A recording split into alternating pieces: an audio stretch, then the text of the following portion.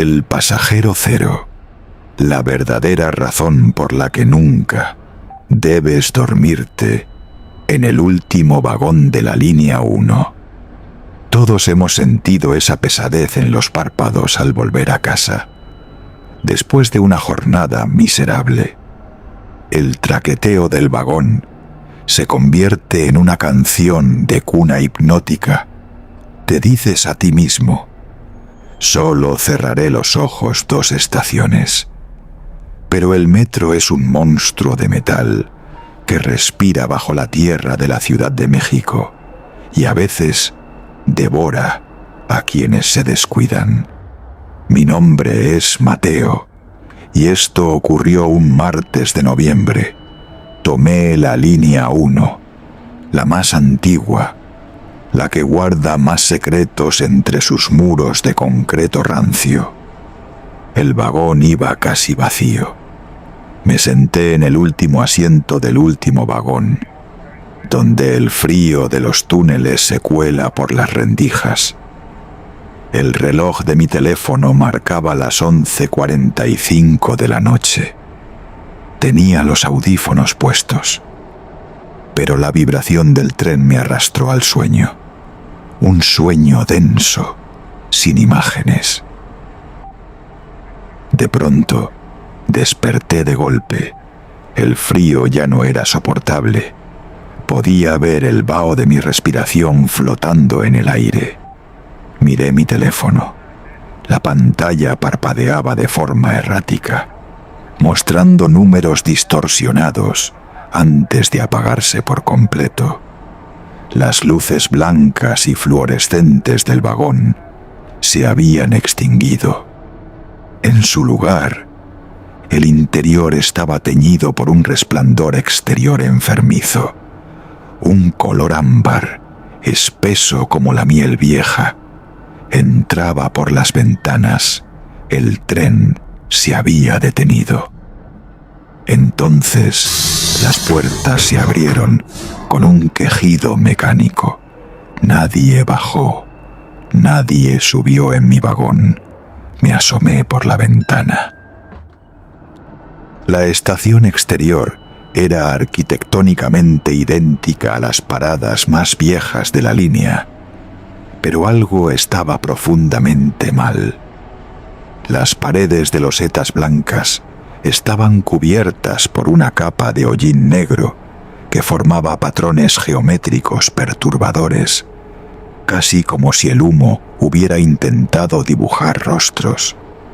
Las lámparas parpadeaban con esa luz ámbar intermitente, emitiendo un zumbido eléctrico tan agudo que me hizo doler los dientes. Busqué el letrero de la estación para saber dónde demonios estaba. Lo encontré flotando sobre el andén. Los caracteres eran familiares pero imposibles. Las letras parecían el alfabeto español, pero los trazos se cruzaban de formas aberrantes, con símbolos adicionales que mi cerebro no lograba procesar. Intentar leerlo me provocaba una ansiedad instantánea, un vértigo que me empujaba hacia el suelo. Decidí caminar hacia los vagones delanteros para buscar al conductor. Fue al cruzar la unión de los vagones cuando los vi en el tercer vagón. Ya no estaba solo. Había unas 10 personas sentadas. Ninguna hablaba, ninguna miraba su teléfono. Y lo que me heló la sangre fue su ropa.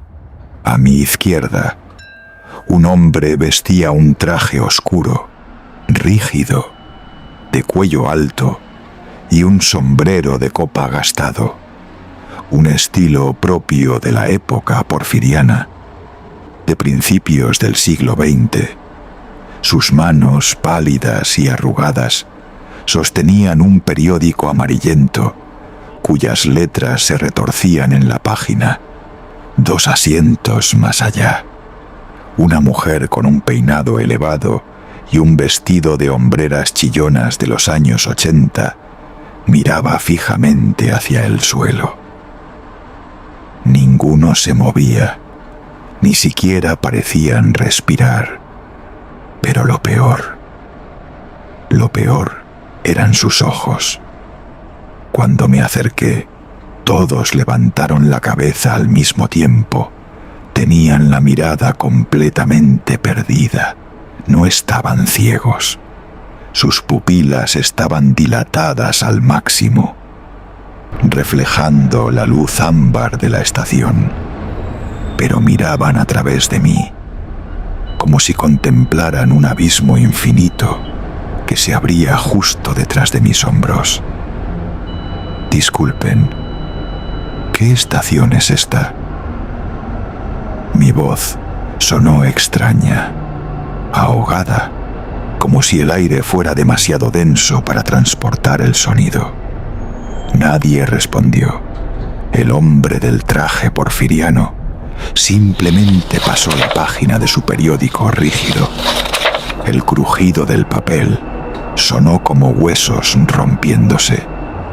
Preso del pánico, corrí hacia la puerta abierta del vagón y salté al andén.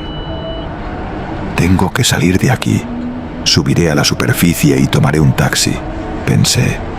Corrí hacia las escaleras de salida.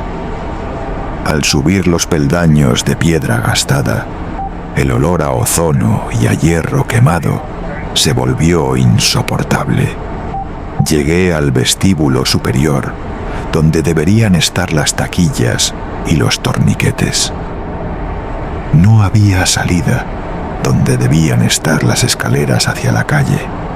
Solo había un muro de concreto macizo, gris, húmedo, que parecía vibrar suavemente al tacto. No había taquillas, no había mapas de la red real del metro.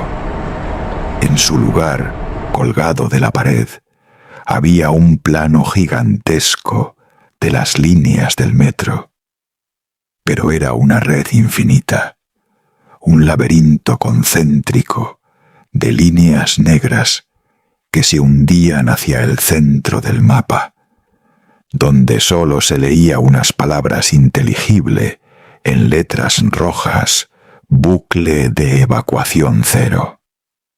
Un frío absoluto me recorrió la espina dorsal. Comprendí el giro de mi situación. La verdad que la lógica intentaba rechazar, pero que mi instinto ya sabía. Esta estación no pertenecía al mapa real, no era una falla en el sistema, era una red de desvío, un transbordo asíncrono subterráneo, diseñado para atrapar a los desechos del tiempo, a las almas o a los cuerpos de aquellos que se quedaron dormidos en el momento equivocado, en el vagón equivocado. De repente, escuché pasos que subían por las escaleras desde el andén. Los pasajeros del tren estaban ascendiendo. Ya no caminaban despacio.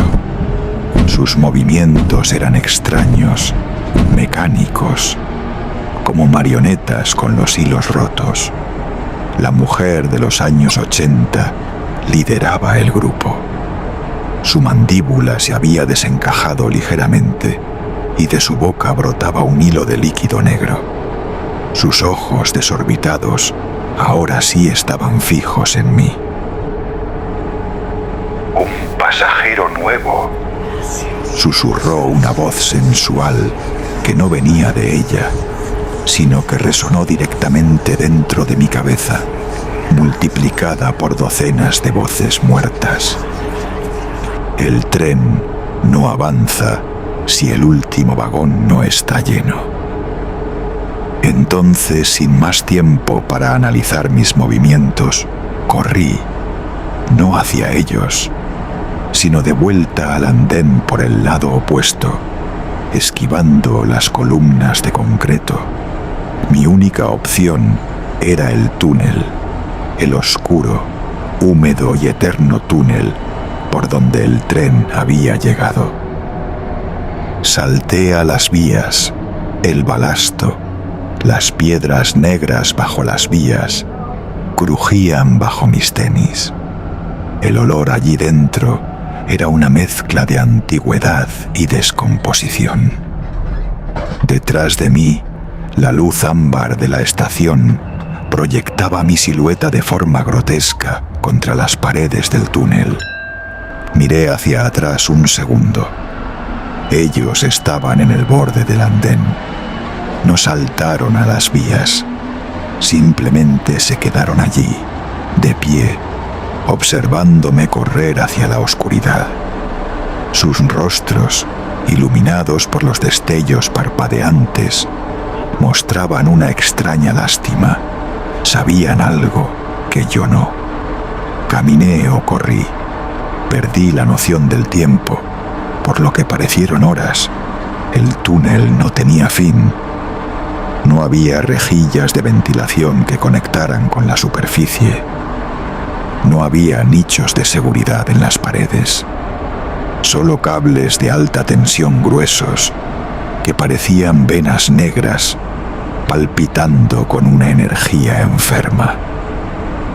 De pronto, el silencio del túnel fue devorado por un zumbido familiar. El motor de un metro acercándose a gran velocidad por detrás. Las vías comenzaron a vibrar fuertemente. Un haz de luz blanca, no ámbar, sino blanca y cegadora, apareció a mis espaldas. Un tren venía. ¿Era el tren de la salvación o el mismo tren que me perseguía para devolverme a la estación fantasma? No tenía dónde esconderme. Me pegué lo más que pude a la pared del túnel, conteniendo el aliento, cerrando los ojos y rezando a cualquier dios que escuchara en las profundidades. El tren pasó rugiendo a centímetros de mi pecho. El viento helado casi me arranca la ropa, y en las ventanas iluminadas de ese tren en movimiento me vi a mí mismo. Vi a mi propio cuerpo, sentado en el último vagón, con los ojos cerrados y los audífonos puestos, durmiendo pacíficamente. Intenté gritarle a mi otro yo. Intenté golpear los cristales del tren en marcha, pero el metal y el vidrio solo me respondieron con un estruendo ensordecedor. El tren se alejó, dejándome nuevamente en la oscuridad más absoluta. Había visto mi propia partida. Mi cuerpo seguía el viaje hacia el mundo real, pero mi conciencia, mi alma, se había quedado atrapada aquí abajo. No sé cuánto tiempo llevo caminando por estos túneles. Aquí abajo, el tiempo no fluye. Se estanca como el agua podrida en las vías. Eventualmente, el cansancio me venció y mis pies me llevaron de vuelta, por inercia, al único lugar con luz. Aquí estoy ahora, sentado en el banco de la estación de las luces ámbar.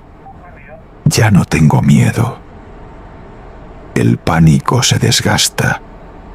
Después de lo que parecen meses, el hombre del traje porfiriano me ofreció un espacio a su lado. Ya no me mira con la vista perdida. Ahora nos miramos como iguales. Mi ropa empezó a llenarse de ese hollín geométrico y mis ojos, bueno, ya no necesito parpadear. El letrero distorsionado de la estación ahora me parece perfectamente legible, aunque si intentara decírtelo, tu mente lo rechazaría. Estamos esperando, siempre esperando. El tren pasa de vez en cuando, pero solo se detiene cuando alguien en la superficie comete nuestro mismo error. El último vagón de la última corrida de la noche necesita ser vaciado para que otros entren. Así que te dejo esta advertencia. La grabo en mi teléfono solo por si acaso puede llegar a alguien. Intentaré lanzar el teléfono en el siguiente tren que se detenga aquí.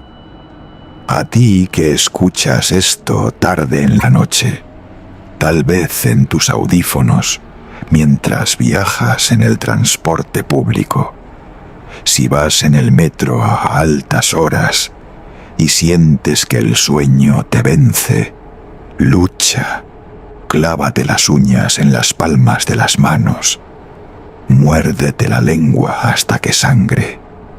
Haz lo que sea necesario para mantenerte despierto, porque si cierras los ojos y al despertar notas que el vagón está demasiado frío y las luces de la próxima estación brillan con un color ámbar parpadeante, ya será demasiado tarde. Habrás llegado a nuestra estación y créeme, aquí abajo hay mucho espacio para ti en el último vagón. Próxima estación, observatorio. Por su propia seguridad, ninguna persona deberá permanecer a bordo.